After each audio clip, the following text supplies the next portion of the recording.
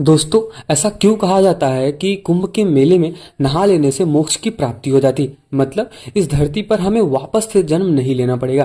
तो चलिए फिर आज के इस वीडियो में हम जानते हैं कुंभ के मेले के रहस्य के बारे में। आखिर ये कैसे हुआ और सबसे पहले ये कब हुआ और कहाँ कहाँ ये कुंभ मेला लगता है। तो बस वीडियो में अंत तक जरूर बने रहे, तभी आपको भी पता चलेगा कि आखिर मोक्ष की प्राप्ति कैसे होती है और आखिर ये जो भव बंधन है, ये भौतिक जो चल रहा है, इससे हमें कैसे छुटकारा मिल सकता है। तो इसके लिए वीडियो को अंत तक जरूर देखें और अगर वीडियो पसंद आती है तो वीडियो को लाइक जरूर कर देना और चैनल को सब्सक्राइब तो अवश्य कर देना।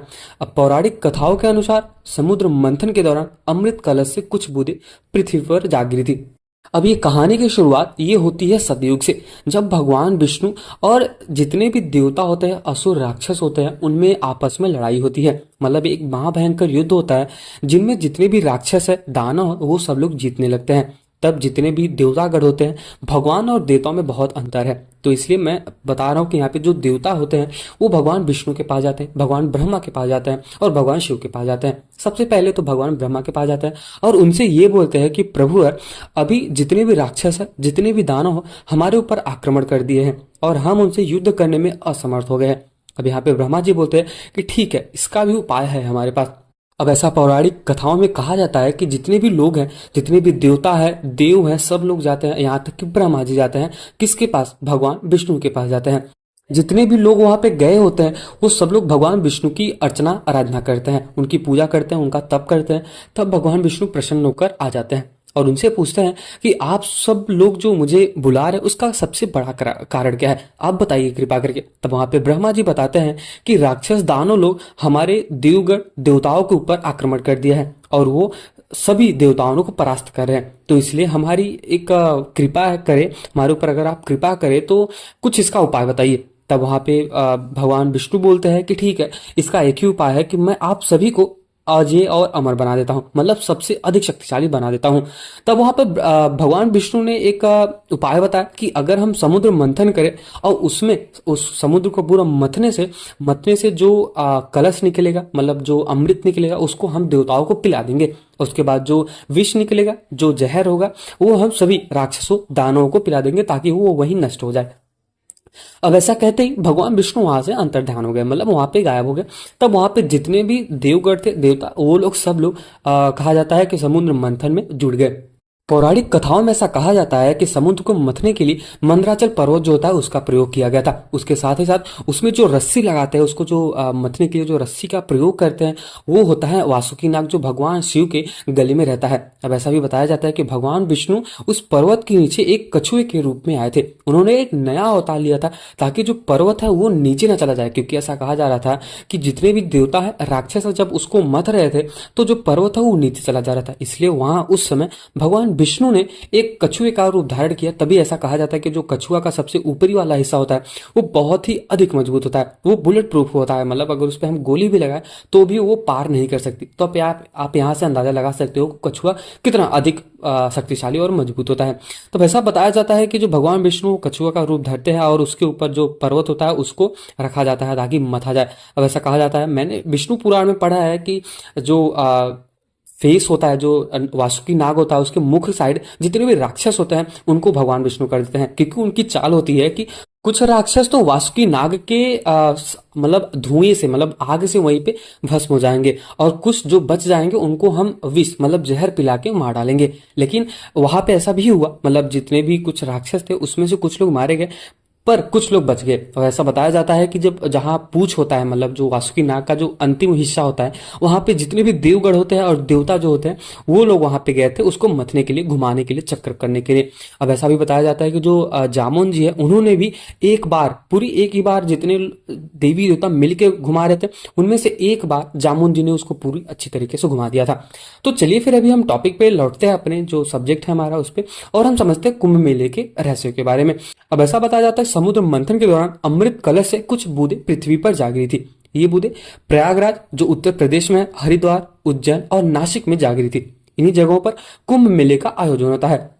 अब ऐसा कहा जाता है कि कुंभ मेले का आयोजन हर 12 साल में होता है। इसके पीछे कई वजह बताई जाती है। वैदिक ज्योतिष के मुताबिक गुरु एक राशि में करीब 1 साल रहते हैं और राशि बदलने में उन्हें 12 साल लग जाते हैं। शास्त्रों के मुताबिक पृथ्वीवासियों का 1 साल देवताओं के लिए 1 दिन के बराबर होता है। मान्यता ये भी है कि 144 वर्ष बाद कुंभ मेले का आयोजन होता है। अभी ये जो 2025 में कुंभ मेला लगने वाला है, वो भी प्रयागराज में, वो लगभग 144 वर्ष बाद लग रहा है। अब आप यहाँ से ये अंदाजा लगा सकते हो कि अगर हर एक कुंभ मेला 12 साल बाद लगता है, तो ये महाकुंभ मेला है। इसमें जो भी कोई इंसान नहाता है, जो भी इसका मतलब एक भी बार अगर इसमें डुबकी लगा लेता है उस त्रिवेणी में, जो तीनों संगम का मिलन है कह सकते हैं, तो वहां पे जो कोई भी एक बार स्नान कर लेता है उसको मोक्ष की प्राप्ति हो जाती है। अब ऐसा भी बताया जाता है कि जब कोई यहाँ पे कुंभ मेले में स्नान कर लेता है तो उसको जीवन और मृत्यु के बंधन से मिट जाता है, मतलब वो वापस से उसको जन्म नहीं लेना पड़ता है। तो आप यहाँ से अंदाजा लगा सकते हो। और मुझे कमेंट सेक्शन में आप कमेंट करके बताओ कि कितने लोग हैं प्रयागराज में जाके वहां पे कुंभ मेले में स्नान करेंगे और अपने मोक्ष को प्राप्त करेंगे। तो ऐसा सच में कहा गया है और कई पुराणों में भी बताया गया है कि कुंभ मेले में नहा लेने से बहुत ही अच्छा होता है। कुंभ मेले का आयोजन ज्योतिष विश्लेषण के आधार पर किया जाता है। कुंभ मेले की तैयारी महीने भर पहले से ही शुरू हो जाती है, क्योंकि वहां पे जितने भी श्रद्धालु होते हैं, संत महात्मा गुरु जितने भी लोग हैं, वहां पे लगभग 2 से 3 करोड़ लोग आते हैं। कुंभ मेले में भक्त पवित्र नदी में स्नान करते हैं या फिर कह सकते हैं डुबकी लगाते हैं। भक्तों का ये भी मानना है कि गंगा में स्नान करने से व्यक्ति पापों से मुक्त हो जाता है। तो चलिए फिर अभी हम ये जानते हैं कि आखिर अगर हम जाते हैं कुंभ मेले में नहाने के लिए, तो सबसे जरूरी चीज क्या होता है और तो वहां पे क्या करना चाहिए। कल्पवास कुंभ मेले के दौरान की जाने वाली कठिन साधना है। गृहस्थों की साधना योगियों और साधनों के हठ योग से मिलती जुलती रहती है। वेदों और धर्म ग्रंथों के मुताबिक कल्पवास से मन और आत्मा का शुद्धिकरण होता है। कल्पवास करने से इस लोक में इच्छित फल प्राप्त होते हैं। अगर आपको कुछ भी इच्छा पाना है, कुछ भी आपको फल प्राप्त करनी है, तो आप वहां पे जाके एक कल्पवास कर सकते हो। इसके साथ ही साथ कुंभ मेले में स्नान कर सकते हो। उसके बाद भी ऐसा मैंने आपको पहले बताया कि मृत्यु के भव बंधन से वो खत्म हो जाता है, मतलब जन्म जन्मांतर का जो बंधन है उससे हमें मुक्ति मिल जाती है। महाभारत के मुताबिक 100 साल तक तपस्या करने से जितना पुण्य फल मिलता है, उतना पुण्य माघ महीने में संगम तट पर एक कल्पवास से अर्जित हो जाता है। कल्पवास के दौरान इन्हीं चूल्हों पर भोजन पकाया जाता है और कल्पवासी सिर्फ एक वक्त अन्न ग्रहण करते हैं। कल्पवास में दोनों वक्त संगम स्नान पूजन ध्यान आरती की जाती है। प्रयागराज कुंभ में कल्पवासियों की तैयारी पूरी तरह से हो चुकी है और हो भी रही है। तो चलिए फिर आज और कह सकते हैं कि इस साल जो 2025 में लगने वाला है, इसमें जितने भी ये सुन रहे हैं सब लोग प्रयागराज में जाएंगे और वहां पे कल्पवास करेंगे और उसके साथ ही साथ प्रयागराज में डुबकी लगाएंगे। और चलिए फिर अभी हम ये जानते हैं कि अगर हम कुंभ मेले में जाते हैं तो वहां से अगर हम लौटते टाइम क्या लेके आएंगे। महाकुंभ में स्याही स्नान का विशेष महत्व होता है। यह माना जाता है कि संगम में स्नान करने से न केवल जीवन में सकारात्मक ऊर्जा का संचार होता है, बल्कि मृत्यु के बाद मोक्ष की प्राप्ति भी हो जाती है। इसके अलावा महाकुंभ में कुछ खास चीजें घर लाने से सुख समृद्धि और सौभाग्य में वृद्धि होती है। कुंभ मेला 13 जनवरी 2025 सोमवार का पौष पूर्णिमा के साथ शुरू होकर और 26 फरवरी 2025 बुधवार को महाशिवरात्रि के साथ समाप्त होगा। प्रयागराज में आयोजित होने वाले इस मेले में देश विदेश से महासंत संत महात्मा नागा साधु और भाग लेंगे सभी लोग। शाही स्नान का इस दौरान विशेष महत्व है, जिसे करने से आध्यात्मिक मतलब कह सकते हैं जो आत्म बुद्धि है या फिर शुद्धिकरण हो जाती है और मोक्ष की प्राप्ति मिलती है।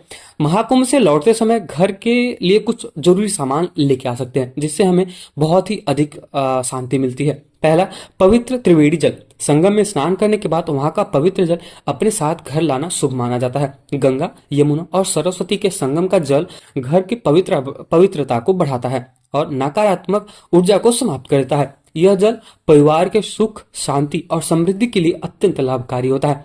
त्रिवेणी संगम की मिट्टी भी लाई जा सकती है। अब ऐसा माना जाता है कि प्रयागराज में अमृत की बूंदें गिरी है, मतलब वहां पे जब समुद्र मंथन हो रहा था तो वहां पे अमृत की जो बूंदें हैं वो गिरी थी। इसलिए त्रिवेणी संगम की मिट्टी दिव्य और औषधिक गुणों से भरपूर होती है। इसे घर लाने से ग्रह दोष और नकारात्मक प्रभाव समाप्त हो जाते हैं। यह मिट्टी घर की सकारात्मक ऊर्जा को भी बढ़ा देती है। महाकुंभ क्षेत्र में स्थित पवित्र मंदिरों में चढ़ाए गए भोग प्रसाद को घर लाने से शुभ माना जाता है। वहां पे जितने भी फूल है पुष्प है उसको घर लाने से शुभ माना जाता है। इसके द्वारा मिलने वाले प्रसाद और खाद्य सामग्री को दिव्य मानते हुए अपने परिवार के साथ जरूर बांट सकते हैं। यह घर में शुभ और सुख शांति को लाता है। जैसा कि मैंने आपको बताया महाकुंभ मेले के बारे में, अब ये केवल एक धार्मिक आयोजन ही नहीं है, बल्कि यह जीवन में सकारात्मक और शुद्धता लाने का एक माध्यम भी है। इस पवित्र वस्तुओं को घर लाने से और कुंभ मेले में स्नान कर लेने से आपके जीवन और परिवार में शुभता और समृद्धि का वास होने लगता है। तो अगर आपको कुंभ मेले के बारे में जानकर अच्छा लगा हो, ये कैसे हुआ था पहली बार और कहाँ कहाँ होता है, तो वीडियो को लाइक जरूर कर देना। और अगर आप भी मोक्ष की प्राप्ति करना चाहते हो तो आप जरूर एक बार प्रयागराज में जाकर कुंभ मेले में स्नान जरूर करके आना। तो मिलते हैं किसी और वीडियो में, तब तक के लिए जय श्री राम और जय श्री कृष्ण। और अगर आपको ये वीडियो पसंद आया तो अपने दोस्तों को जरूर शेयर करें। मिलते हैं किसी और वीडियो में।